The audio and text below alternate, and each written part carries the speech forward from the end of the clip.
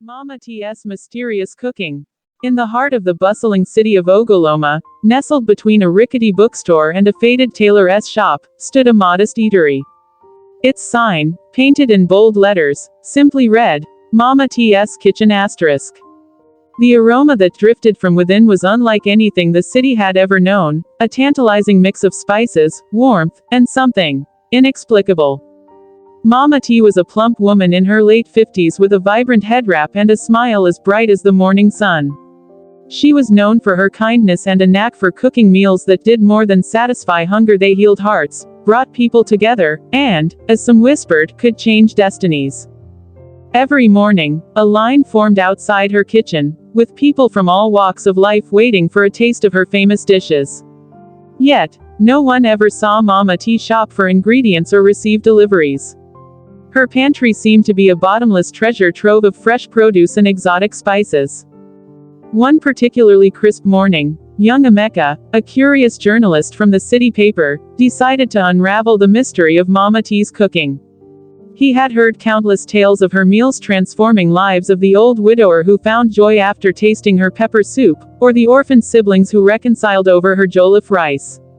Emeka was determined to find out what made her food so extraordinary.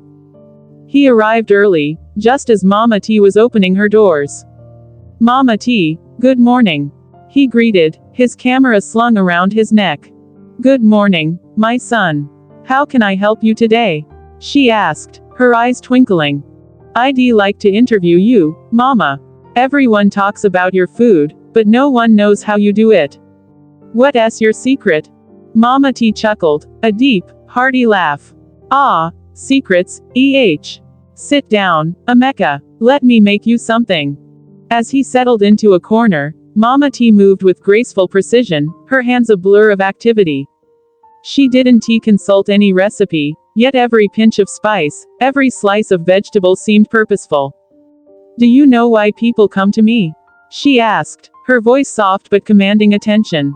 "They say your food changes their lives," Emeka replied, setting up his recorder. Mama T smiled. "Food is powerful, my son. It carries stories, memories, and emotions. But it's not just about the ingredients, it's the intention behind them." As the rich aroma of a bubbling stew filled the air, Emeka noticed something unusual.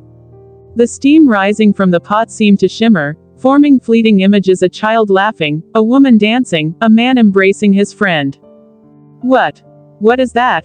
he stammered. Mama T glanced at him, her expression calm. "Do you see it?" "Yes. What is it?" "You have a keen spirit, Emeka. Not everyone sees the memories in the steam," she said, stirring the pot with care. "Each dish I make carries the essence of something I've witnessed, something I've felt. It's as if the stories choose the food." Emeka was skeptical, but the stew Mama T served him soon silenced his doubts. The first spoonful was a revelation. Flavors exploded on his tongue, and his mind filled with vivid images: a lush green forest, children playing under a rainstorm, an old man sitting by a fire, telling stories. He felt warmth and joy, as if he were part of those moments. "How do you do this?" he asked, overwhelmed. Mama T's gaze softened. "It's a gift, passed down through generations in my family. The secret is love, my son, pure, unselfish love.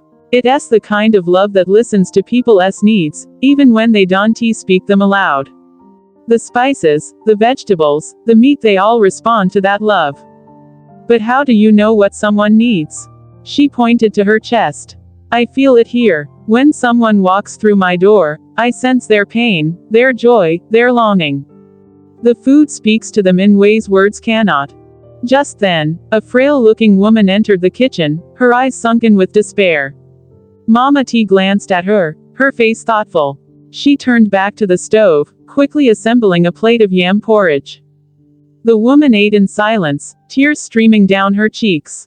By the time she finished, her face had transformed. Her shoulders were less hunched, her eyes brighter. She whispered a soft, "Thank you," before leaving. Emeka was stunned. That was incredible. She looked healed.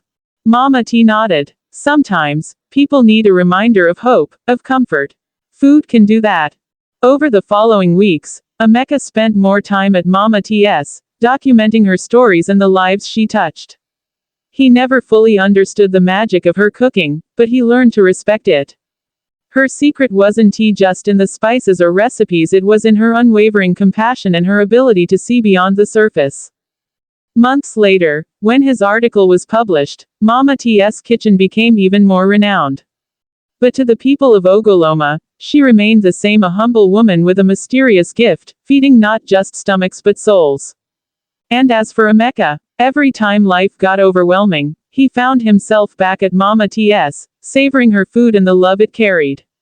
For he had learned that some mysteries were better left unsolved, especially when they tasted so good.